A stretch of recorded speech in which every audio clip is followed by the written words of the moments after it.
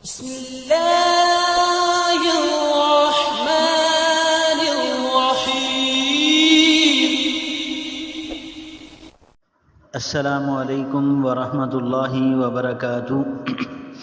الحمد للہ والصلاة والسلام علی رسول اللہ، اما بعد. رب اشرح لی صدری ویسر لی امری واحلل عقدۃ من لسانی یفقہوا قولی. ربنا زدنا علما ربنا زدنا فہما. اعوذ باللہ السمیع العلیم من الشیطان الرجیم. بسم اللہ الرحمن الرحیم. زیوکار معزز سامعین و سامعات، بحمد اللہ تعالی ہم نے قرآن پاک کا ترجمہ تفسیر کے ساتھ آغاز کیا اور ہمارے 3 پارے مکمل ہو چکے تھے. الحمدللہ کل ہم نے چوتھے پارے کا آغاز کیا. چوتھے پارے کا 1 رکوع پڑھنے کے بعد آج انشاءاللہ تعالی ہم چوتھے پارے کا 2 رکوع اور سورہ آل عمران کا انشاءاللہ تعالی 11واں رکوع آج پڑھیں گے. اللہ مالک کائنات کی بارگاہ اقدس میں دعا ہے کہ رب کائنات مجھے صحیح بیان کی توفیق عطا فرمائے اور اس کے بعد ہم سب کو اللہ کریم عمل کی توفیق عطا فرمائے. اللہ تبارک و تعالی اس قرآن کو دنیا میں ہمارے لیے باعث راحت، باعث رحمت، باعث سکون بنائے اور آخرت میں اللہ تبارک و تعالی اس قرآن کو ہم سب کا سفارشی بنائے. حضرات گرامی قدر، چوتھے پارے کا 2 رکوع اس کا آغاز ہوتا ہے. اللہ تبارک و تعالی نے یہاں پر مومنین کو بڑی ہی اہم بات کی طرف توجہ دلائی ہے. رب کائنات نے فرمایا، اعوذ باللہ من الشیطان الرجیم، یا ایھا الذین آمنوا اتقوا اللہ حق تقاتہ ولا تموتن الا وانتم مسلمون. اللہ کریم نے فرمایا کہ اے ایمان والو. میں اکثر یہ بات کہتا ہوں کہ جب اللہ تعالیٰ فرمائے کہ یا ایھا الذین آمنوا، جب اللہ تعالیٰ ایمان والوں کو مخاطب فرمائے تو تمام اہل ایمان کو چاہیے کہ اب وہ اپنے آپ کو ہوشیار کر لیں، اپنے آپ کو ذرا مزید اپنی توجہ اللہ کی اس بات کی طرف کریں کہ اب جو پیغام آنے والا ہے نا وہ مومنین کے لیے ہے، اور وہ کام ایسا ہے کہ وہ ایمان والوں کے علاوہ کوئی دوسرا کر بھی نہیں سکتا. جو پیغام اب اللہ کی طرف سے آنے لگا ہے وہ پیغام اہل ایمان کے لیے ہے، اور پھر وہ عمل ایسا ہوگا کہ ایمان والوں کے علاوہ دوسرا بندہ وہ کام کر بھی نہیں سکے گا. اللہ کریم نے فرمایا یا ایھا الذین آمنو، اے ایمان والو، اتقوا اللہ، اللہ سے ڈر جاؤ، اللہ سے ڈر جاؤ، حق تقاتہ، جس طرح اس سے ڈرنے کا حق ہے، جس طرح اس سے ڈرنے کا حق ہے. ولا تموتن، اور ہرگز تمہیں موت نہ آئے، الا مگر وانتم مسلمون، یہ کہ تم اللہ کے فرما بردار ہو، اللہ کے مطیع اور فرما بردار ہو کہ زندگی گزارو. جب تمہیں موت آئے تو اب آپ کی زندگی کے جو آخری لمحات ہیں وہ بھی اللہ کی فرما برداری میں گزریں. آپ کی زندگی کے جو آخری ایام ہیں اس حد تک آپ نے اللہ کے مطیع ہونا ہے، اس حد تک اللہ کے فرما بردار ہونا ہے، اس حد تک اللہ سے ڈر کے زندگی گزارنی ہے کہ آپ کا یہ معمول بن جائے کہ آپ ہر وقت اللہ کے مطیع، ہر وقت اللہ کے فرما بردار ہو کے زندگی گزار رہے ہیں. جب آپ کا یہ معمول ہو جائے گا کہ آپ ہر وقت ہی اللہ سے ڈر کے اپنی زندگی گزار رہے ہیں، تو پھر جب آپ کا آخری وقت آئے گا جس کا ہم میں سے کسی کو علم ہی نہیں ہے کہ ہمارا آخری وقت کون سا ہے، جب آخری وقت آئے گا تو آپ اس وقت بھی اللہ کے مطیع اور فرما برداری ہوگی انشاءاللہ. تو یہاں پر اللہ تعالیٰ نے جو بات فرمائی ہے کہ اے ایمان والو، اللہ سے اس طرح ڈرو جس طرح اس سے ڈرنے کا حق ہے. اب اللہ سے ڈرنے کا حق کیا ہے؟ ہم میں سے ہر بندے کو چاہیے کہ سب سے پہلی بات کہ اپنا عقیدہ، اپنا ذہن، اپنی سوچ، اپنا نظریہ اس بات پہ پختہ کر لے کہ میں جہاں بھی ہوں میرا اللہ مجھے دیکھ رہا ہے. اگر آپ اللہ سے واقعتاً ڈرنا چاہتے ہیں نا تو سب سے پہلے اپنے ذہن کے اندر اس بات کو بٹھا لیں کہ آپ جہاں پر بھی ہیں وہ علیم بذات صدور، وہ آپ کے سینوں کے راز جاننے والی ذات آپ اس کی نظر میں ہر جگہ پہ کائنات کے جس بھی حصے پہ آپ چلے جائیں آپ اللہ سے دور نہیں بھاگ سکتے۔ اگر آپ حقیقتاً اللہ سے ڈرنا چاہتے ہیں، اگر آپ کے دل میں اللہ کا ڈر موجود ہے، واقعتاً آپ یہ چاہتے ہیں نا کہ میں اللہ سے ڈر کے زندگی بسر کروں، تو پھر پہلا ذہن یہ بنائیں کہ آپ جہاں بھی گئیں یہ سمجھیں کہ اللہ دیکھ رہا ہے۔ انسان چوری کرنے لگا نا، جب اس کے ذہن میں یہ بات آ جائے گی نا ہاں میرا اللہ مجھے دیکھ رہا ہے اور میں نے اللہ کو جواب دینا ہے، تو پھر انسان چوری سے رک جائے گا۔ اللہ نہ کرے کوئی بندہ چوری کرے، اور پھر اسی طرح اللہ محفوظ فرمائے کوئی شراب پیتا ہے، اللہ نہ کرے، اللہ ہم سب کو محفوظ فرمائے، اللہ ہمیں ہدایت عطا کرے کہ ہم تمام برائیوں سے بچیں۔ کوئی زانی زنا کرنے لگے، اس کے دل کے اندر جب یہ بات آ جائے گی نا کہ میرا اللہ دیکھ رہا ہے، تو انشاءاللہ ضرور وہ اللہ سے ڈرے گا، وہ اللہ سے توبہ کرے گا، وہ اللہ سے انشاءاللہ ضرور معافی مانگے گا۔ تو جب آپ اس طرح زندگی بسر کرو گے تو یہ وہ کیفیت ہے کہ اے ایمان والو اللہ سے ڈر جاؤ جس طرح اس سے ڈرنے کا حق ہے۔ پھر آپ اپنے ذہن کے اندر یہ بات بھی بٹھا لیں، قرآن پاک کے اندر اللہ کریم نے فرمایا نا فَمَن يَعْمَلْ مِثْقَالَ ذَرَّةٍ خَيْرٍ يَرَهُ وَمَن يَعْمَلْ مِثْقَالَ ذَرَّةٍ شَرًّا يَرَهُ، کہ انسان، یہ سورہ زلزال کی آخری دو آیتیں، کہ انسان جس نے ایک ذرے کے برابر، ذرے کی تفسیر جو اہل علم نے کی ہے نا، ذرے کا معنی وہ کیا ہے کہ ذرہ اسے کہتے ہیں جس سے چھوٹی کوئی چیز نہ ہو۔ ذرہ کسے کہتے ہیں کہ جس سے چھوٹی کوئی چیز نہ ہو۔ آپ نے ایک ذرے کے برابر بھی چھوٹی سے چھوٹی نیکی بھی کی ہے نا، تو وہ بھی آپ قیامت کے دن دیکھ لو گے۔ اللہ محفوظ فرمائے اسی طرح اگر آپ نے چھوٹی سے چھوٹی کوئی برائی کی ہے نا، وہ بھی کل قیامت کے دن آپ اللہ کے سامنے جب پہنچو گے تو دیکھ لو گے۔ تو اس انداز میں وقت گزاریے اپنا، اس انداز میں اپنی زندگی گزاریے کہ ہر وقت اللہ تبارک و تعالیٰ سے ڈرتے رہیے۔ نبی کائنات علیہ الصلوۃ والسلام اپنے صحاب کو اس بات کی نصیحت فرماتے کہ جہاں بھی ہو اللہ سے ڈرتے رہو۔ اور پھر اس سے اگلی بات جو ہے وہ اللہ تبارک و تعالیٰ نے یہ فرمائی کہ وَاعْتَصِمُوا بِحَبْلِ اللَّهِ جَمِيعًا وَلَا تَفَرَّقُوا۔ اللہ اکبر اللہ۔ آج ہمارے اس معاشرے میں، آج کے ہمارے اس دور میں، آج کی اس صدی کے اندر، اس دور کے اندر اس بات کی اتنی اہم بلکہ اہم الہم ضرورت ہے کہ آج تفرقہ بازی کے اندر مذہب اسلام میں رہنے والے لوگ، اسلام کو قبول کرنے والے لوگ، اسلام کے دائی، دین کے دائی، ان کے اندر اتنی زیادہ تفریق پیدا ہو گئی ہے۔ ہر بندے کا اپنا راستہ ہے، ہر بندے کا اپنا نظریہ ہے، ہر بندے کا اپنا عقیدہ ہے، ہر بندے کی اپنی سوچ ہے، اور کہنے کو وہ مسلمان ہے۔ جب ہم نے کتاب اللہ کو چھوڑا، جب ہم نے حدیث مصطفیٰ علیہ الصلوۃ والسلام کو چھوڑا، تو پھر ہمارے اندر فرقے پیدا ہو گئے۔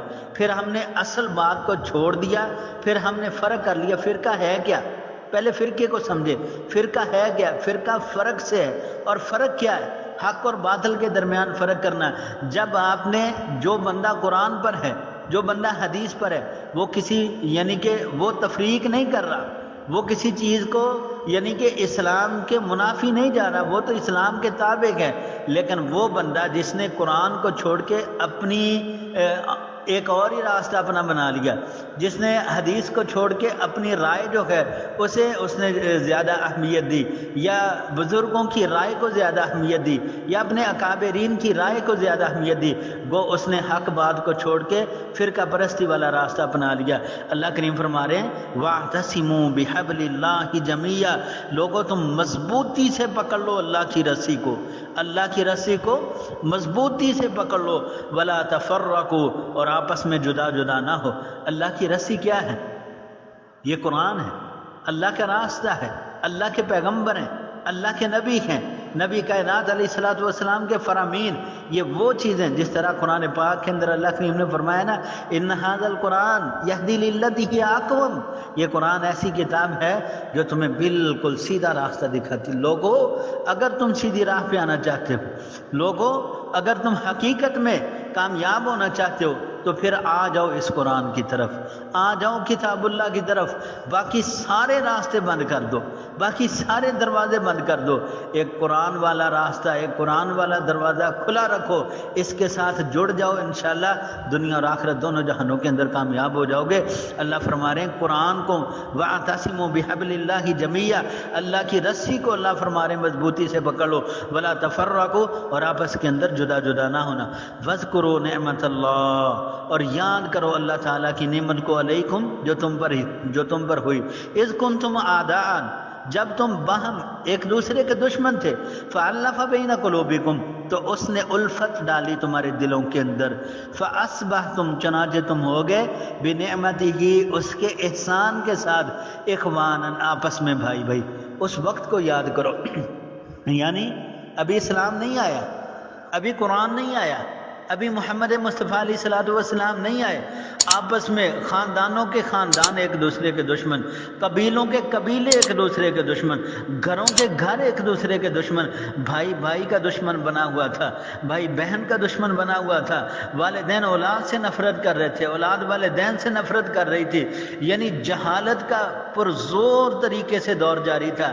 اللہ تبارک و تعالیٰ فرما رہے اس وقت کو یاد کرو کہ اللہ نے تمہارے اوپر احسان کیا جب تم آپس میں ایک دوسرے کے دشمن تھے، اللہ نے تمہارے دلوں کے اندر محبت پیدا کی اور اس کا ذریعہ محمد مصطفیٰ علیہ الصلوۃ والسلام کو بنایا۔ اللہ تعالیٰ نے تمہارے دلوں کے اندر محبت پیدا کی، فَأَصْبَحْتُمْ بِنِعْمَتِهِ إِخْوَانًا اور اس کے احسان کے ساتھ تم آپس میں ایک دوسرے کے بھائی بن گئے۔ اس سے پہلے تمہاری کیفیت پتہ کیا تھی؟ وَكُنْتُمْ عَلَى شَفَا حُفْرَةٍ مِّنَ النَّارِ اور تم کنارے پر پہنچ چکے تھے ایک آگ کے گڑھے کے، آنکھ کے گڑھے کے، یعنی جہنم کے کنارے تک پہنچ چکے تھے تم۔ فَأَنْقَذَكُم مِّنْهَا بالآخر اللہ تبارک و تعالیٰ نے تمہیں بچایا منہا اس آگ سے، اس جہنم کے کنارے سے پکڑ کے تمہیں پیچھے کھینچا جب محمد مصطفیٰ علیہ الصلوۃ والسلام کو بھیجا۔ اللہ کے محبوب پیغمبر علیہ الصلوۃ والسلام نے حد الامکان حد الوسع جتنی پیارے نبی علیہ الصلوۃ والسلام کے اندر استطاعت تھی، آپ نے پرزور طریقے سے کوشش کی کہ ساری انسانیت کو جہنم سے بچایا جائے، ان لوگوں کو جہنم سے بچایا جائے۔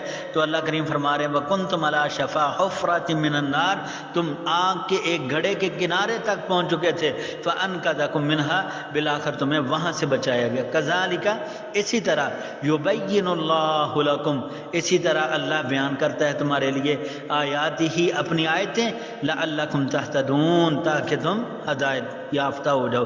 یہاں پر ایک بڑی اہم بات ہے، اس بات کو تمام سامعین توجہ سے سنیں اور سمجھیں۔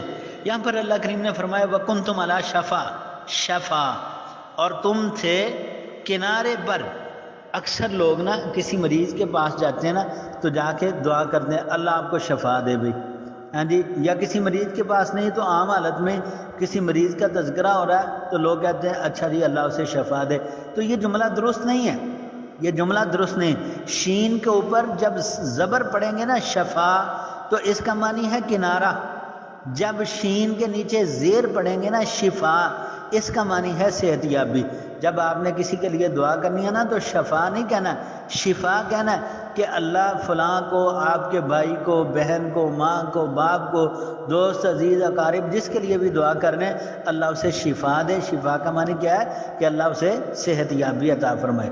تو اللہ کریم فرما رہے ہیں کہ ہم نے کھول کر اسی طرح آیتیں تمہارے لیے بیان کی ہیں لعلکم تہتدون تاکہ تم ہدایت یافتہ ہو جاؤ۔ آگے اللہ تعالیٰ فرما رہے ہیں وَلْتَكُن مِّنكُمْ أُمَّةٌ يَدْعُونَ إِلَى الْخَيْرِ اور چاہیے کہ ہو تم میں سے ایک جماعت ایسی يَدْعُونَ إِلَى الْخَيْرِ جو خیر کی طرف دعوت دینے والی۔ اب اہل ایمان جو ہے نا ان میں سے ایک جماعت ایسی بھی ہو جس طرح کہ الحمدللہ علماء ہیں۔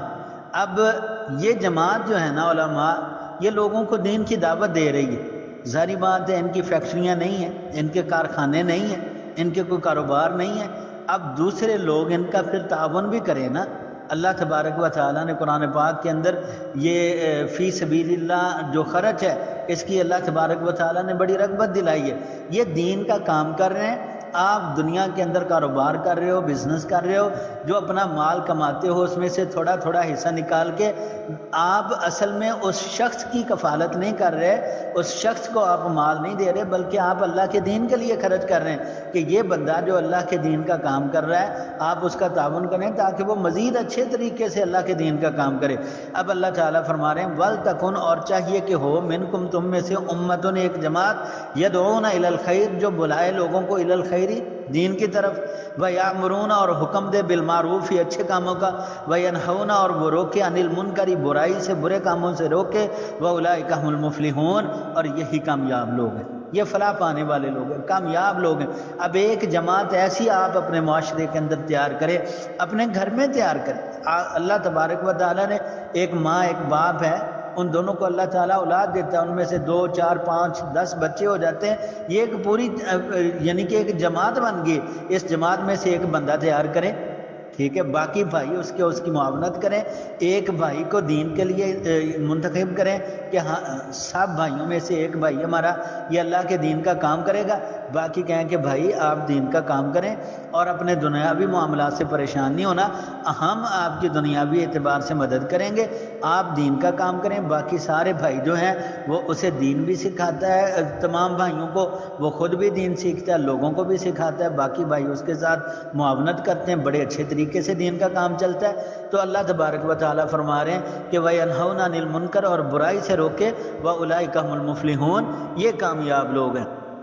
وَلَا تَكُونُوا كَالَّذِينَ، اور تم نہ ہو جاؤ ان لوگوں کی طرح تفرقوا جو جدا جدا ہو گئے، واختلفوا، اور انہوں نے آپس کے اندر اختلاف کیا، من بعد ما جاءهم البینات، بعد اس کے کہ ان کے پاس واضح دلائل بھی آ چکے ہیں۔ ایسے لوگوں کی طرح نہ ہو جانا کہ جنہوں نے آپس کے اندر فرقہ واریت جو ہے وہ پھیلا دی ہے، جنہوں نے اپنے اپنے فرقے بنا لیے ہیں، واختلفوا، پھر انہوں نے اختلاف کیا ہے، من بعد ما جاءهم البینات، واضح آیات آ جانے کے بعد انہوں نے اختلاف کیا۔ اب یہ لوگ جو ہے نا، ان کے بارے میں اللہ فرما رہے ہیں وَأُولَئِكَ لَهُمْ عَذَابٌ عَظِيمٌ، ان لوگوں کے لیے اللہ کریم فرماتے ہیں بہت بڑا عذاب ہے جو ہم نے تیار کیا ہے۔ استغفر اللہ توب الیہ۔ آگے اللہ تبارک و تعالیٰ نے جو بات ذکر کی ہے، اللہ اکبر، اللہ فرماتے ہیں یوم، جس دن، تبیض وجوہ وتسود وجوہ، اللہ فرماتے ہیں جس دن کہ سفید ہوں گے وجوہ، کئی چہرے، وتسود وجوہ، اور کئی چہرے سیاہ ہوں گے۔ اللہم احفظنا منہم، اے اللہ ہمیں سیاہ چہرے والے لوگوں سے محفوظ فرمانا۔ اے اللہ اس دن ہمارے نور کو اے اللہ ہمارے لیے مکمل کر دینا، اے اللہ ہمارے لیے نور مکمل کر دینا۔ ربنا اتمم لنا نورنا واغفر لنا انک علی کل شیء قدیر، یہ دعا پڑھا کریں نمازوں کے بعد، تہجد کے وقت، ہاں جی، اذان اور اقامت کے درمیان یہ دعا پڑھا کریں، ربنا اتمم لنا نورنا واغفر لنا انک علی کل شیء قدیر، اے اللہ ہمارے لیے نور ہمارا مکمل کر دے، اللہ ہمیں معاف کر دے، اے اللہ تو ہر چیز پہ قادر ہے۔ اللہ فرما رہے ہیں اس دن کو یاد کرو جس دن کئی چہرے سیاہ ہوں گے اور کئی چہرے جو ہیں وہ سفید ہوں گے۔ اللہ تعالیٰ فرما رہے ہیں فَأَمَّا الَّذِينَ، پس وہ لوگ نسودت کے سیاہ ہو گئے وجوہہم، ان کے چہرے، ان سے کہا جائے گا اکفرتم بعد ایمانکم، کیا تم نے کفر کیا تھا ایمان کے بعد؟ کیا ایمان آ جانے کے بعد پھر بھی تم نے کفر کیا؟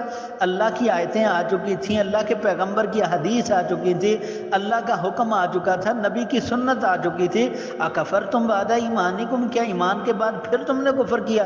فذوقوا العذاب، پس چکھو عذاب کو آج، بما کنتم تکفرون، بسبب اس کے جو تم نے کفر کیا۔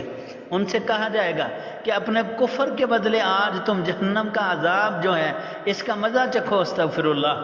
وَأَمَّا الَّذِينَ، اور رہے وہ لوگ نَبْيَضَّتْ وُجُوهُهُمْ کہ جن کے چہرے سفید ہو چکے ہوں گے، جن کے چہرے روشن ہوں گے، چمکدار ہوں گے، فَفِي رَحْمَةِ اللَّهِ، وہ اللہ کی رحمت میں ہیں۔ الحمدللہ، اللہم جعلنا منہم، اللہ ہم سب کا شمار انہی لوگوں کے اندر فرمائے جن کے چہرے اس دن انشاءاللہ چمکدار اور روشن ہوں گے۔ اللہ فرما رہے ہیں کہ رہے وہ لوگ کہ جن کے چہرے سفید ہوں گے، ففی رحمت اللہ، وہ اللہ کی رحمت میں ہیں، ہم فیہا خالدون، اور وہ ہمیشہ ہی اللہ کی رحمت میں رہیں گے۔ اس کے بعد مرنے کے بعد یہ جو نیک بندہ ہے، جو قرآن سے جڑ گیا، جو پیغمبر کی حدیث سے جڑ گیا، جو نبی کا تابع دار ہو گیا، اب اس کے بارے میں اللہ فرما رہے ہیں ففی رحمت اللہ، یہ اللہ کی رحمت میں ہے، ہم فیہا خالدون، اور یہ ہمیشہ اللہ کی رحمت میں رہے گا۔ پھر آگے اللہ تعالیٰ فرما رہے تلک آیات اللہ، یہ اللہ کی آیتیں ہیں، نتلوہا ہم پڑھتے ہیں انہیں، علیک آپ پر، بالحق کی حق کے ساتھ۔ اے ہمارے محبوب پیغمبر علیہ السلام، یہ اللہ کی آیتیں ہم تلاوت کرنے آپ پر، یہ حق ہے، یہ سچ ہے۔ وَمَا اللَّهُ، اور نہیں اللہ تبارک و تعالی، یرید ارادہ کرتا، ظلم کرنے کا، للعالمین جہان والوں کے ساتھ۔ اللہ اکبر، اللہ، میرے اللہ کی شان دیکھیے، میرے اللہ کی محبت دیکھیے، میرے اللہ کا پیار دیکھیے۔ اللہ جہان والوں کے ساتھ ظلم نہیں کرنا چاہتا۔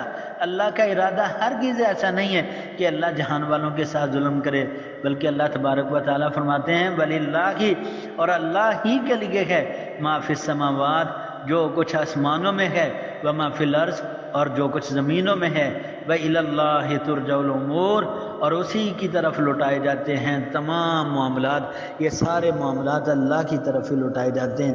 تو یہاں پر الحمدللہ ہمارے چوتھے پارے کے 2 رکوع اور سورہ آل عمران کے 11 رکوع مکمل ہوتے ہیں۔ اللہ کریم سے دعا ہے رب جلیل ہم سب کو صحیح معنوں میں عمل کی توفیق عطا فرمائے۔ اللہ تبارک و تعالی قرآن پاک کے مطابق ہم سب کو اپنی زندگیاں بسر کرنے کی توفیق عطا فرمائے۔ آمین۔ آخر دعوانا ان الحمدللہ رب العالمین۔